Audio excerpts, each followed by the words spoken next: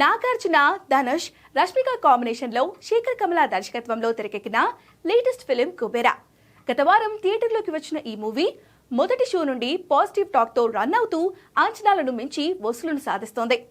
విడుదల కాగానే ఈ మూవీ అదిరిపోయిందని, అసలు ఇలాంటి సినిమాను ఎక్స్పెక్ట్ చేయలేదంటూ ప్రేక్షకులు ధనుష్, నాగార్జున, శేఖర్ కమలను ఆకాశాన్నెత్తిస్తున్నారు. వర్కింగ్ డేస్ లోనూ సత్తా చాటుతూ సినీ వర్గాలను ఆశ్చర్యపరుస్తోంది కుబేరా. ఈ సినిమా బాక్సాఫీస్ దగ్గర హిట్ చిత్రంగా నిలవడంతో ధనుష్ సంతోషం వ్యక్తం చేస్తున్నారు. గతంలో సార్ సినిమాతో తెలుగు స్ట్రీట్ ఫిలిమ్స్ చేయడం స్టార్ట్ చేసిన ధనుష్ ఇప్పుడు రెండో సినిమాతో కూడా సక్సెస్ కావడంతో ఆయన ఫ్యాన్స్ ఆనందం వ్యక్తం చేస్తున్నారు. అయితే ఇప్పుడు కుబేరా తర్వాత ధనుష్ నెక్స్ట్ తెలుగు చిత్రం ఎవరితో చేస్తాడనేది ఆసక్తికరంగా మారింది.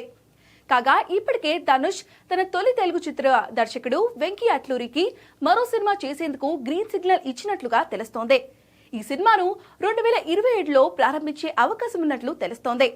ఆయనకు సార్ వంటి బ్లాక్ బస్టర్ హిట్ అందించిన వెంకీ అట్లూరితో మరో సినిమా ధనుష్ చేతులు కలపడంతో అప్పుడే ఈ ప్రాజెక్ట్ పై బస్ క్రియేట్ అయింది.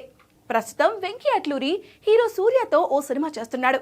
ఆ తర్వాతే సార్ కాంబినేషన్ ఉండే ఛాన్స్ ఉంది.